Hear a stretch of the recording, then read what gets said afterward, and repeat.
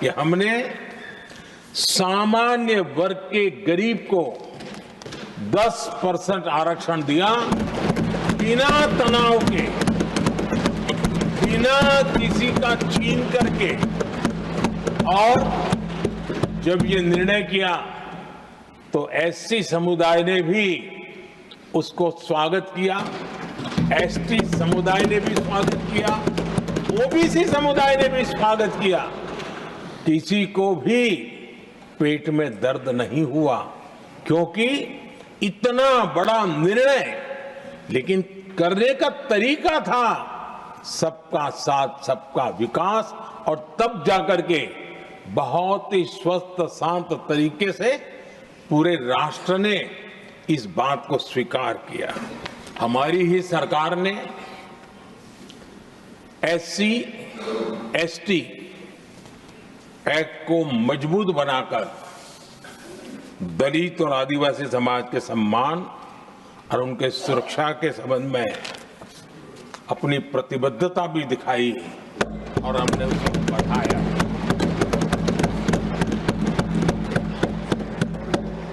आदरणीय सभापति जी,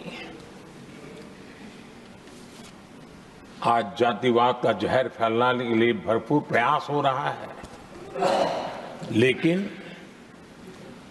3-3 दशक तक दोनों सदन के ओबीसी एमपीस और सभी दलों के ओबीसी एमपीस सरकारों से मांग करते रहे थे कि ओबीसी आयोग को संवैधानिक दर्जा दिया जाए। ठुकरा दिया गया, इनकार किया गया, क्योंकि शायद उस समय उनकी राजनीति को ये सूट नहीं करता होगा,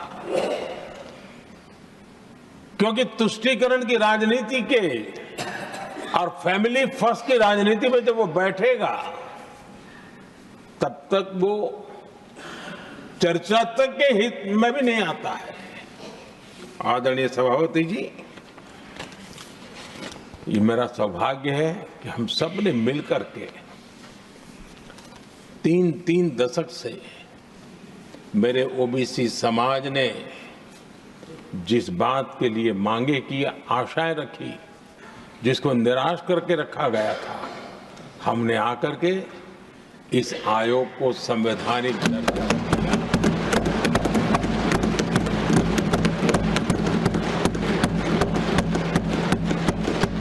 और हमने सिर्फ उनकी मांग पूरी की इतना नहीं, हमारे लिए उनका मान सम्मान भी उतना ही महत्वपूर्ण है, क्योंकि देश के 140 करोड़ देशवासियों को हम जनता जनार्दन के रूप में पूजने वाले लोग हैं।